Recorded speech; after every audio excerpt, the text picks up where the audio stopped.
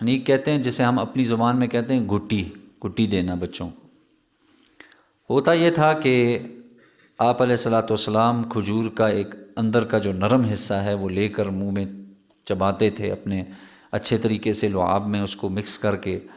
پھر آپ علیہ الصلاۃ والسلام بچے کے تالو پہ لگا دیتے تھے، وہ پھر رستے رستے بچے کے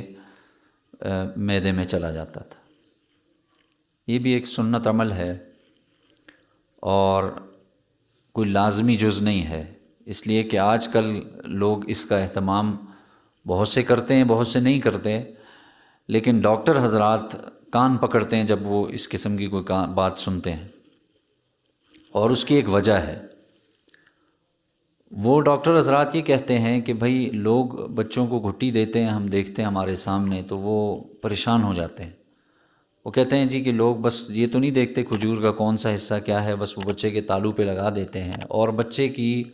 جو سانس اور کھانے کی جو نالیاں ہیں وہ ایسے ہی ہیں جیسے ایک پتلا سا دھاگا ہے۔ تو بہت سے یعنی ڈاکٹر حضرات نے یہ باقاعدہ بتایا ہے کہ بھائی بہت سے بچوں کا اس وجہ سے انتقال ہو جاتا ہے، اس لیے کہ وہ ہلکا سا چھلکا وہ بچے کی کھانے سانس کی نالی میں پھنس جاتا ہے۔ بہت سے بچے کیسز ایسے ہوئے جس کی وجہ سے بچوں کا انتقال ہو گیا۔ تو ڈاکٹر حضرات خود کہتے ہیں جی ہمیں دیں، ہم جس طریقے سے کہیں گے ہمیں دیں، ہم کریں گے، آپ نے نہیں کرنا۔ تو اس کا بہترین طریقہ آج کل کے اعتبار سے یہ ہے کہ بچے کو جو آپ فیڈر دے رہے ہیں یا جو پہلی خوراک اسے دی جا رہی ہے وہ خوراک آپ شہد دیتے ہیں۔ آج کل بہت آسان طریقہ ہے، شہد چونکہ جلدی بہت آسانی سے منہ میں حل ہو جاتا ہے، تو بسم اللہ الرحمن الرحیم پڑھ کر ہلکا سا شہد بچے کو یعنی دے دیا جائے۔ اور بہتر آج کل چونکہ اللہ حفاظت فرمائے امراض کا دور ہے، وبائی امراض ہیں، ایک دوسرے سے لگنے والے امراض ہیں، تو اس وجہ سے احتیاط اسی میں بتائی جاتی ہے کہ بھائی جو بچے کو خوراک جس چیز کے ذریعے سے دی جائے اسی کے منہ سرے پر لگا دیا جائے اور پھر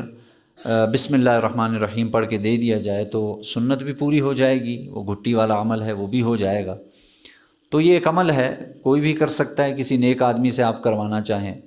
عالم ہے، محلے کی مسجد کے امام صاحب ہیں، کوئی محلے کے بزرگ ہیں، حاجی صاحب ہیں، نیا نیا حج عمرہ کر کے آئے ہیں، تشریف لائیں، آپ ان کو کہہ دیں۔ کوئی اس میں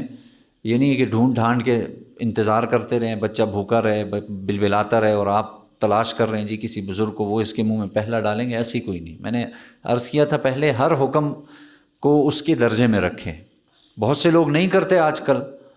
تو کوئی حرج نہیں، کوئی گناہ نہیں، بہت سے کرتے ہیں، اچھی بات، ثواب کا کام، تو یہ ایک عمل۔